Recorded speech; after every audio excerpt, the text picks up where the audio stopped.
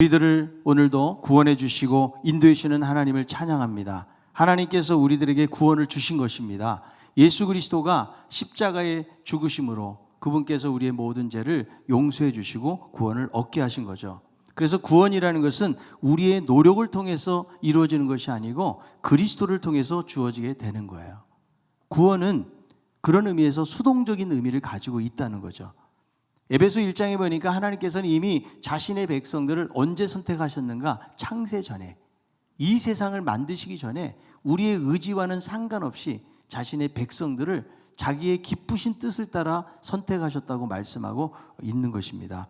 그러니까 우리가 여러분 능동적으로 구원을 이루기 위해서 애쓴다고 해서 주어지는 것이 아니고 그리스도를 통해서 주신 구원을 우리가 믿음이라는 통로를 통해서 받아들이게 되는 거죠. 자, 그런데 우리가 빌립보서 2장 12절에 보니까 두렵고 떨림으로 너희의 구원을 이루라는 말씀이 나오죠. 이 말씀은 구원은 하나님이 이루시지만 구원에 대한 우리의 자세와 태도에 대해서 말씀해주고 있는 거죠. 우리가 구원을 이룬다, 어떤 자세를 가져야 되는가? 우리는 항상 복종하고 두렵고 떨림으로 주님을 따라가라고 말씀하고 있는 거죠.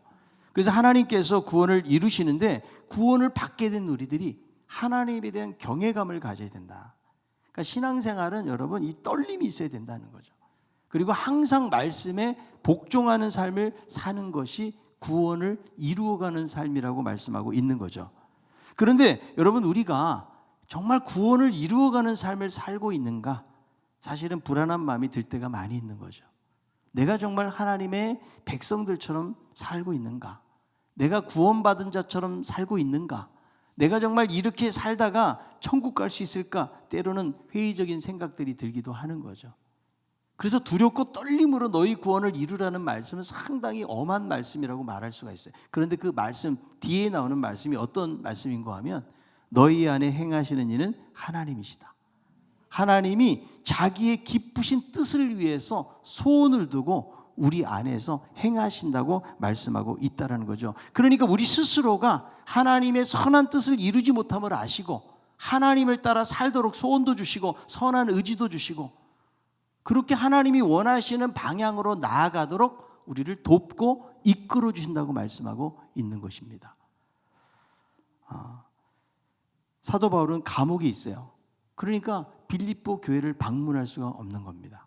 그래서 이 말씀을 주신 거예요. 너희가 나 없을 때에도 더욱더 너희의 구원을 이루어가라고 말씀하고 있는 것이죠. 지금 이 빌립보 교회가 구원을 이루어가는 삶을 산다 그러면 어떤 삶을 살아야 돼요? 하나님의 통치가 나타나야 되는 것입니다. 그리고 그리스도의 마음으로 서로 섬기고 도우면서 살아야 되는 거죠. 그런데 빌립보에서 들려오는 소식이 항상 그런 소식이 아닌 거죠. 시기와 분쟁의 소식이 들려오기도 한다는 거죠. 그런데 여러분 구원을 이루는 삶은 어떤 삶을 사는 것일까요? 세상처럼 다툼이나 허영으로 시기하고 분열이 되고 불화를 조장하는 삶이 아니고 겸손한 마음으로 나보다 다른 사람을 낮게 여기면서 우리의 진정한 모델이 되시는 주님을 따라가는 삶이 바로 하나님이 원하시고 기뻐하시는 삶이라는 겁니다. 여러분 우리 모두는 전부 다 구원을 이루어가는 삶의 여정 속에 있는 거예요. 자, 그렇다면 과연 구원을 이루어가는 삶이 무엇인지 구체적으로 오늘 이 말씀을 통해서 살펴보기 원합니다. 첫 번째는 구원을 이루어가는 삶이 무엇인가? 원망과 시비가 없는 삶이라고 말씀해요. 여러분 구원을 이루어가는 것은 무슨 거창한 일이 아니라는 거죠. 일상 속에서 우리의 작은 원망과 시비들이요 구원을 이루어가는 일을 막을 수가 있다는 것이죠. 자, 원망이라는 뜻이 무엇인가? 불평을 품고 수군거리다라는 말이에요. 여러분 살다 보면 원망과 불평할 때가 있잖아요. 그런데 여러분 성경 속에서 원망 불평하면 제일 생각나는 사람들이 어떤 사람? 이스라엘 백성들. 그들의 고질병입니다. 민수기 14장에 보니까 가나안 땅을 40년 동안 정탐을 하고 그 정탐꾼들이 와가지고 10명의 정탐꾼이 땅에 대해서 악평을 합니다. 그리고 거긴 거인 족속이 산다고 그러고 자신들은 메뚜기와 같다라고 고백하죠. 이렇게 말했을 때에 백성들이 어떻게 반응하는가? 민수기 14장 1절 2절인데 제가 읽어드릴게요. 온 회중이 소리 높여 부르짖으며 백성이 밤새도록 통곡하였더라. 이스라엘 자손이 다 모세와 아론을 원망하며 온 회중이 그들에게 이르되 우리가 애굽 땅에서 죽었거나 이 광야에서 죽었으면 좋았을 것을. 밤새 통곡하면서 누구를 원망합니까? 모세와 아론을 원망하는 거예요. 차라리 애굽 땅에서 죽게 하지 왜 광야까지 와서 우리를 죽게 만드느냐라고 말하는 거죠. 여러분, 이스라엘 백성들이 광야 속에서 한 원망은 한두 가지가 아닙니다. 음식 타령을 하고 물 타령을 합니다. 그리고 죽음에 대한 염려 때문에 사실 너무 많이 있지만 사실 이 원망은 환경에 대한 원망이라고 보다는 하나님에 대한 원망을 이들이 하고 있다는 거예요.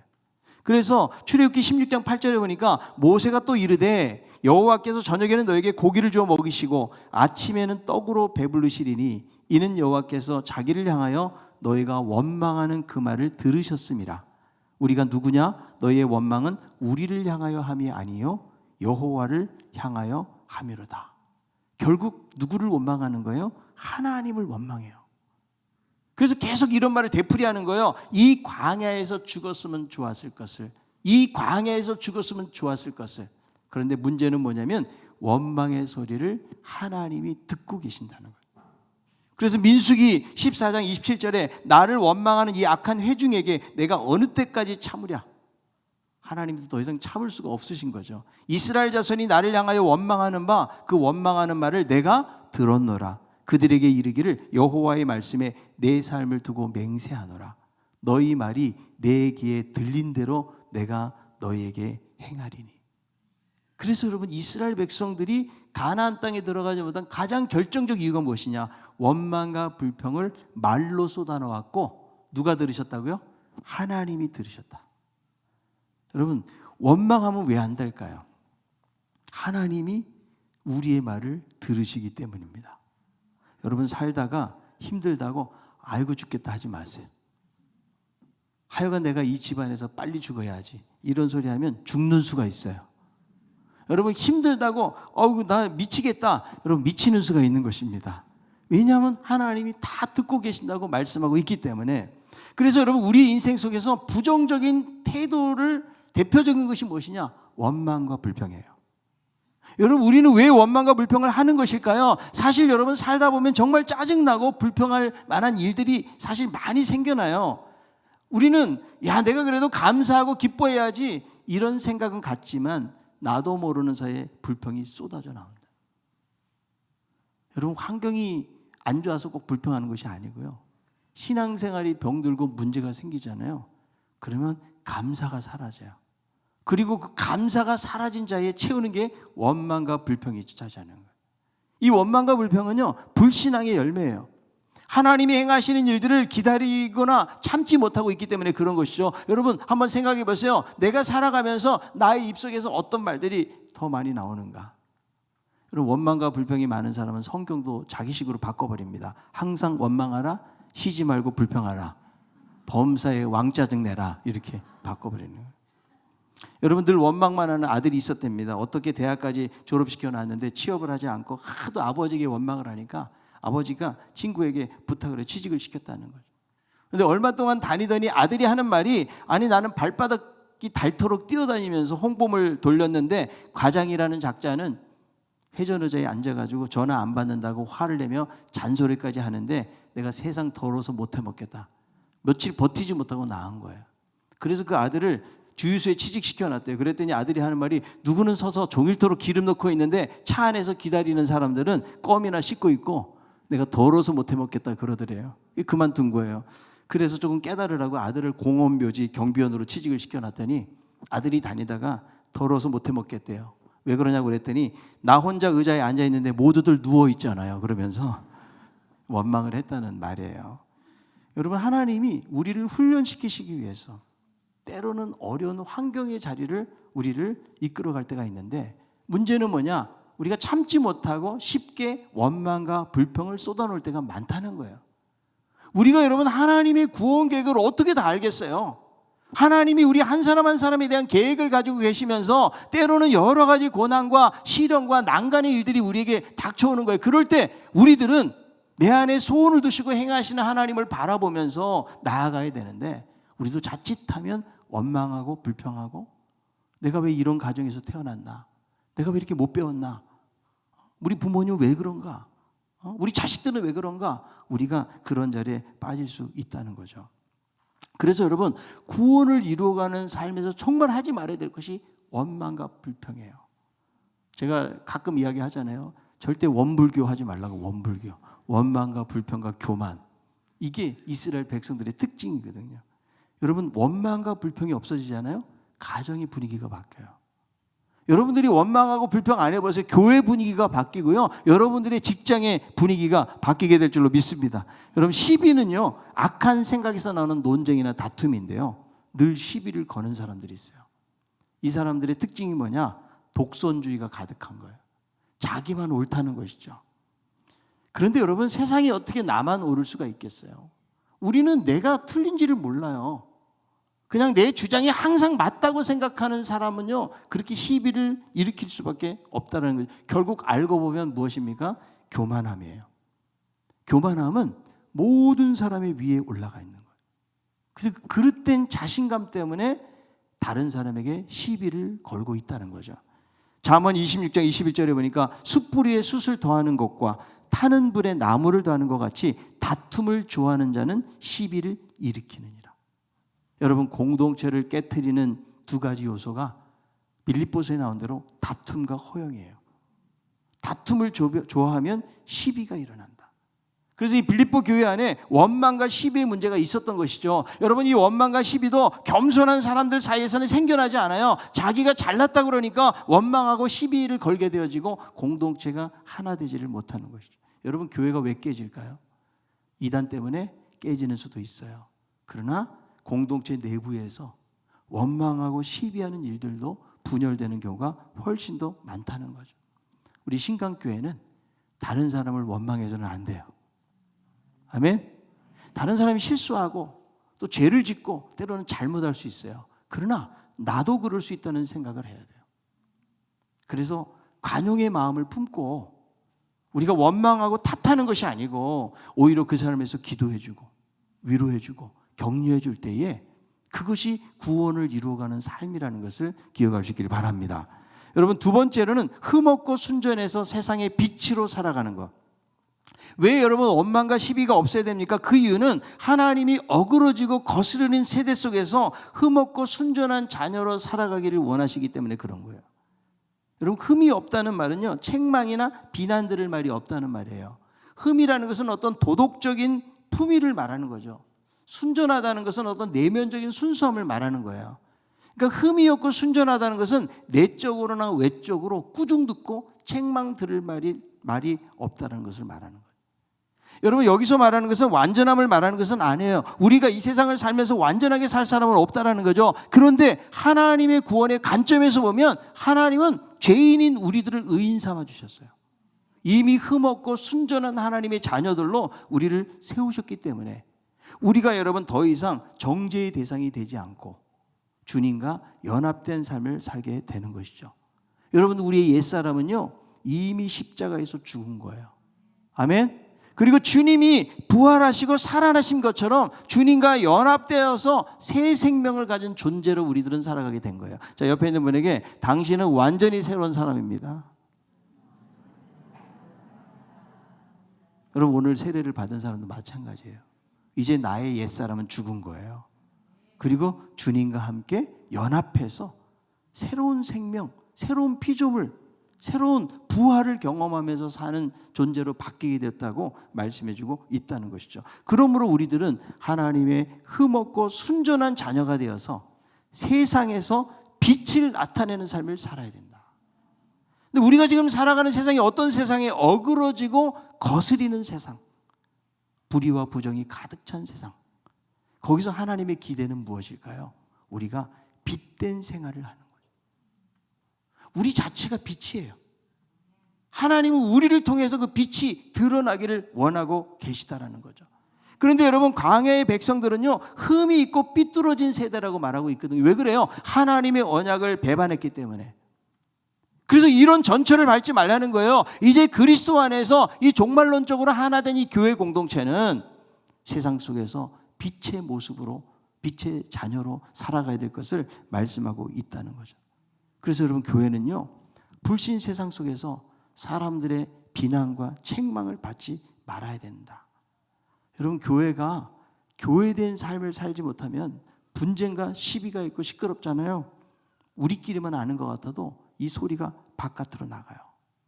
그래서 불신자들이 잘 알게 되고 손가락질하고 비난을 받게 된다는 거죠. 교부 크리스토스는 말하기를 만일 우리가 구원받은 자답게 살기만 한다면 우리를 통해서 많은 사람들이 예수님을 믿게 될 것이다. 이런 말을 했습니다. 여러분, 피아니스트라는 영화가 있거든요. 세계 제2차 대전 나치의 점령하에 폴란드 바르샤바에서 간신히 목숨을 구했던 실존 인물 스필만에 대한 이야기를 만든 영화가 바로 피아니스트라는 영화예요. 이 사람은 사람들의 눈을 피해가지고 폭격으로 폐허된 건물 속에서 허기와 추위, 고독과 공포를 이겨나가면서 마지막까지 생존을 지켜가다가 결국에는 독일 장교에게 발각이 되죠. 첫눈에 도망자임을 알았던 장교는 그에게 신분을 대라고 그러니까 뭐라고 말합니까? 피아니스트라고 작은 목소리로 대는 거예요. 한참의 침묵이 흐르다가 장교는 스필만에게 연주를 하라고 명령을 해요. 어쩌면 지상에서 마지막 연주가 될지 모르는 순간 스필만은 온 영혼을 손끝에 실어서 건반을 두드리는데 이 연주에 감동을 받은 장교가 결국 피아니스트를 살려줘요. 그래서 이 스필만이라는 사람은 89세 2000년까지 살다가 세상을 떠나게 되어지는데 저는 그런 생각을 해봐요. 우리가 예수를 믿는 크리스찬의 이름으로 이 피아노 연주자가 적을 감동시켰던 것처럼 내가 예수를 믿는다는 것으로 우리를 적으로 여기고 우리를 싫어하는 그런 이 세상에 감동을 주는 삶을 살아갈 수 있는 것인가? 여러분, 요즘은요 교회 다니고 예수 믿는 사람들이 욕만 아더너 먹어도 될 정도의 사회를 우리는 살아가고 있는 거죠. 그래서 우리들은 세상 속에서 도덕적으로 정결하고 흠이 없고 내적인 순결함을 가지고 영혼을 다하는 삶을 살 때에 이 세상 속에서 어두운 세상을 밝히면서 살아갈 수가 있는 것입니다. 마태복음 5장 16절을 말하기를 이같이 너희 빛이 사람 앞에 비치게 하여 그들로 너희 착한 행실을 보고 하늘에 계신 너희 아버지께 영광을 돌리게 하라. 무엇을 보고? 우리의 착한 행실을 보고. 우리는 보이지 않는 하나님을 세상에 보여주는 사람들. 자, 옆에 있는 분에게 당신의 얼굴이 하나님의 얼굴입니다. 여러분, 안 믿는 사람들은 우리 믿는 사람들을 보면서 보이지 않는 하나님을 보는 거예요. 그리고 교회를 보면서 무엇을 보겠어요? 아, 천국이 바로 그런 것이구나. 교회를 통해서 그들은 깨닫게 된다는 것이죠. 그래서 여러분, 우리의 말 한마디, 행동 하나하나가요, 우리가 조심스러워야 돼요. 여러분, 동네에서는 절대 싸우지 마세요. 여러분이 신강교회 집사인지 권사인지 누군지 다 알아. 제가 부목사 때 이사를 하는데요, 빌라로 이사를 하는 거예요. 2층이었는데. 그런데 이제 그 TV 유선 있잖아요. 그 선을 바깥으로 노출을 시키도록 그분이 이제 설치를 하는데 밑에서 한 싸나운 아주머니가 엄청나게 막 소리를 지르면서 이 빌라 전경 다 망친다고 밑에서 꽥꽥 소리를 지르는 거예요. 그래서 제가 너무 좀 황당했는데 알고 보니까 그 옆에 교회 집사님이더라고요. 그래서 제가 목사인지도 모르고 소리를 꽥꽥 지르다가 제가 그날 오후에 저에게 소리를 질렀으니까 저도 그렇게 크게 잘못한 것 같지는 않은데 어쨌든 화해하고 풀어야겠다라고 갔더니 이분이 순한 양으로 변화가 됐어요. 왜냐면 내가 목사인 줄 알았기 때문에. 그러니까 여러분, 우리가 함부로 화내고 뭐 분풀이 하다가 교회 다니는 사람으로 우리가 드러날 수가 있다는 거죠. 여러분, 우리는 우리의 삶이 온전하지 못하고 부족하고 실수도 많아요. 그러나 우리가 이런 예민한 사회를 살아가고 있기 때문에 우리는 정말 정신을 더 바짝 차려야 돼요. 그리고 하나님의 대사로서 이 세상을 살아간다라는 생각을 해야 돼요. 여러분, 세상 사람들이 볼 때 교회가 뭔가 부러운 데가 있어야 되지 않아요? 뭔가 좀 매력이 있어야지 교회를 나가는데 교회가 전혀 세상으로부터 부러움을 주지 못하고 매력을 주지 못한다면 누가 여러분 교회에 나오겠어요? 그런데 여러분, 교회를 교회답게 하는 것은 우리가 예배를 포기하지 않고 열심히 드리는 거, 이것만 가지고 사람들은 감동하지 않는다는 거예요. 우리의 삶이 달라져야 돼요. 그렇게 달라지지 않잖아요. 하나님의 영광은 땅에 떨어지고 복음이 가려지게 되어진다는 거죠. 여러분, 주님은요 우리들에게 빛이 되어라 라고 말씀하는 것이 아니고 이미 우리들은 빛이에요. 세상의 빛이고 세상의 소금이라는 거죠.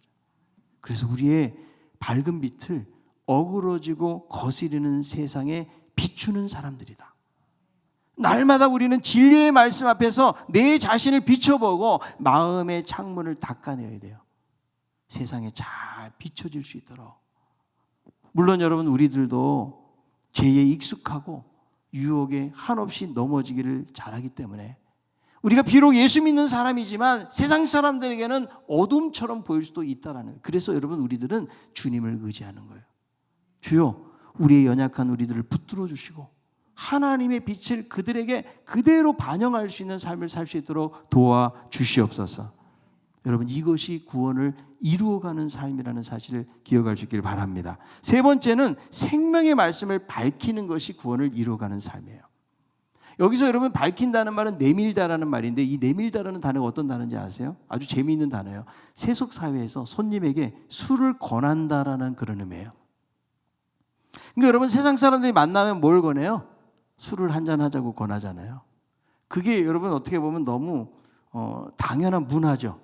그냥 한잔하고 마음을 같이 한다, 이런 의미를 가지고 있는 거죠. 그래서 안 믿는 사람들이 자연스럽게 다른 사람에게 술을 권하듯이 우리들은 무엇을 권해야 되는가? 여러분들이 신강교회 다니면서 막걸리 한잔 하자고 할 수는 없잖아요. 예? 나랑 소주 한잔 하면서 인생의 깊은 의미를 좀 나눠봅시다, 이럴 수는 없잖아요. 예? 저는 여러분 이렇게 저녁에 주로 길을 걷는데요, 걸을 때마다 제가 상가에 보면 아래층에 좀 술도 마시고 이런 데가 있어요. 제가 가끔 한 번씩 쳐다봅니다. 혹시 내가 아는 사람이 있을까 봐. 여러분들이 혹시 오더라도 우리 지역은 오지 마시기 바랍니다. 우리는 세상에 익숙해져 가지고 세상의 것을 권하는 사람들이 아니라, 우리는 복음을 전하고 생명의 말씀을 권하는 거죠. 여러분, 성경은 여러분 예수 믿는 사람들이 세상에 고립된 채 분리되어서 살아가라고 말하지 않는 것이죠. 주님께서는 등불을 켜서 말 아래 두지 아니하고 등경위에 두어서 많은 사람들에게 비추게 한다. 그러니까 여러분, 복음을 나 혼자만 알고 있으면 안 된다는 거예요. 이거를 여러분 세상의 문화 속으로 들어가서 그들에게 적극적으로 증거하는 삶을 살 것을 말씀해 주고 있다는 거죠. 여러분, 예수님이 그랬거든요. 소외당하고 무시당하는 그 사람의 틈바구니 속에 들어가서 그들에게 복음 전하는 삶을 살았다는 거예요. 여러분, 세상에 있는 많은 사람들이 아직도 구원을 모르고 생명이 차단된 채 살아가고 있는 거예요. 그들에게 우리는요, 기쁨의 소식을 전하는 거예요. 그래서 오늘 여러분이 말씀 16절에 보니까 생명의 말씀을 밝혀서 나의 다름질이 헛되지 않고 수고도 헛되지 않아서 그리스도의 날에 자랑할 것이 있도록 하기 위함이라고 말씀하고 있는 거죠. 여러분, 사도 바울이 복음을 전하고 선포하는 그 수고를 했던 이유가 무엇입니까? 그리스도의 날에 자랑할 것이 있도록 하기 위해서요. 여러분, 우리들은 그리스도의 날에 무엇을 자랑하시겠어요? 하나님보다 높다고 하는 건물주 됐다고 자랑하시겠어요? 여러분, 사업에 성공한 거 자랑하시겠어요? 내가 세상에서 출세하고 잘된 거 자랑하시겠어요? 우리의 자녀가 여러분 좋은 대학 들어간 거 자랑하시겠어요? 우리의 집이 좁은 집에서 넓은 집으로 이사 간 거 자랑하겠어요? 이것은 하나도 주님 앞에서는 자랑할 거리가 없어요. 영혼 구원한 것, 이것이 우리의 자랑이다. 다니엘 12장 3절, 지혜 있는 자는 궁창의 빛과 같이 빛날 것이요 많은 사람들을 옳은 대로 돌아오게 하는 자는 별과 같이 영원토록 빛나리라. 여러분, 생명을 구원하는 일만큼 긴급하고 중요한 일은 없어요. 하나님이 우리에게 가장 큰 관심과 하나님의 기쁨이 무엇입니까? 죄인들이 돌아오는 거. 그래서 누가복음 15장 7절, 내가 너에게 이르노니 이와 같이 죄인 한 사람이 회개하면 하늘에서는 회개할 것 없는 의인 99으로 말미암아 기뻐하는 것보다 더하리라. 여러분, 복음을 전하는 것이 교회의 다름질.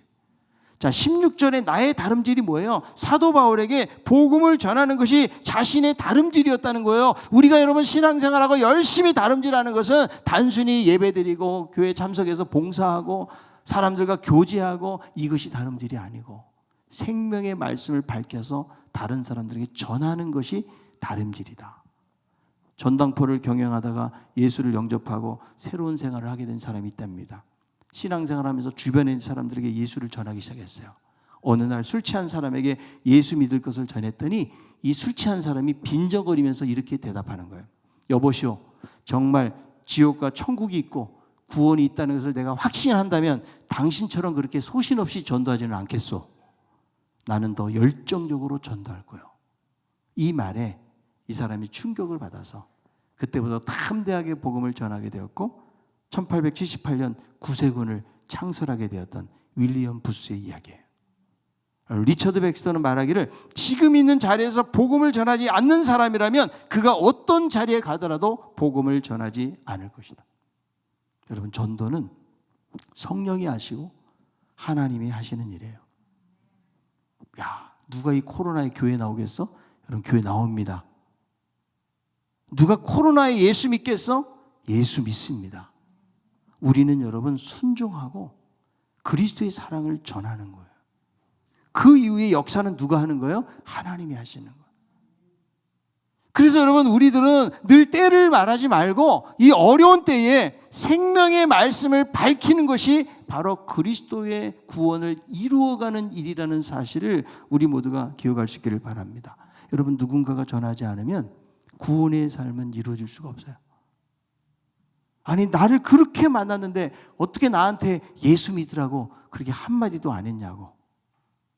여러분, 우리가 가까운 사람들에게 그리스도를 전해야 되는데, 생명의 말씀을 밝혀야 되는데, 세상 사람들이 술을 권하듯이 우리도 복음을 전하고 생명의 말씀을 그들에게 권해야 되는데, 어쩌면 우리들은 침묵하고 있고 머뭇거리고 있고 세상이 이렇게 돌아가기 때문에 더 이상 이 복음이 증거되지 않을 것이라는 그런 생각 속에 우리들이 여러분 갇혀 있지는 않습니까?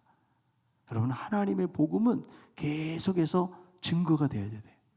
초대교회는 훨씬 더 우리보다 열악한 환경이 있었지만 그들에게 복음이 증거되질 때에 예수 믿고 하루에 3,000명, 5,000명 변화되고 회개하고 세례받는 역사들이 나타나지 않았나요? 여러분, 왜 믿지 않는 사람들이 여러분 곁에 있는 것입니까? 하나님이 그들에게 생명의 말씀을 밝혀라. 그것이 바로 구원에 이르는 길이라는 것을 하나님이 알려주시기 위해서 그들이 우리 가운데 있는 거예요. 여러분, 빌립 집사를 보면 사마리아 성에 갔을 때 그에게 놀라운 역사가 일어납니다. 중풍병자가 일어나고 귀신이 쫓김 당하고. 그런데 성령께서 광야에 가라고 말씀하셨어요. 여러분, 그 흥분되는 그 하나님의 역사의 현장을 떠나고 싶었겠어요? 그런데 광야길로 순종하고 가다가 에디오피아 내시를 만나고 그에게 세례를 주고 예수를 전하면서 여러분, 복음이 증거되어지는 것을 보지 않습니까? 여러분, 생명의 말씀을 우리들은 밝혀야 돼요. 얌전한 그리스도인이 되어서는 안 돼요. 물론 우리가 세상의 삶 속에서는 정말 수준 있고 품격 있는 그리스도인으로 성장해 가지만, 그러나 내 안에 있는 예수 그리스도의 복음에 대해서 여러분 포기하지 말고 우리의 가족들에게, 우리 이웃들에게, 세상에 믿지 않는 사람들에게 증거하는 것이 바로 구원을 이루어가는 삶이라는 사실을 여러분들이 기억하고 이 일에 동참하는 우리 성도들 되기를 바랍니다. 원망과 시비가 없게 하고 세상에는 빛들로 나타내서 그들에게 좋은 모범을 보이고, 그리고 생명의 말씀을 밝혀서 나의 다름질을 통해서 예수 그리스도의 날에 정말 주님이 기뻐하시고 상 주시는 거 바라보면서 믿음으로 남은 삶의 시간들을 달려갈 수 있는 우리 모두가 다 되기를 바랍니다.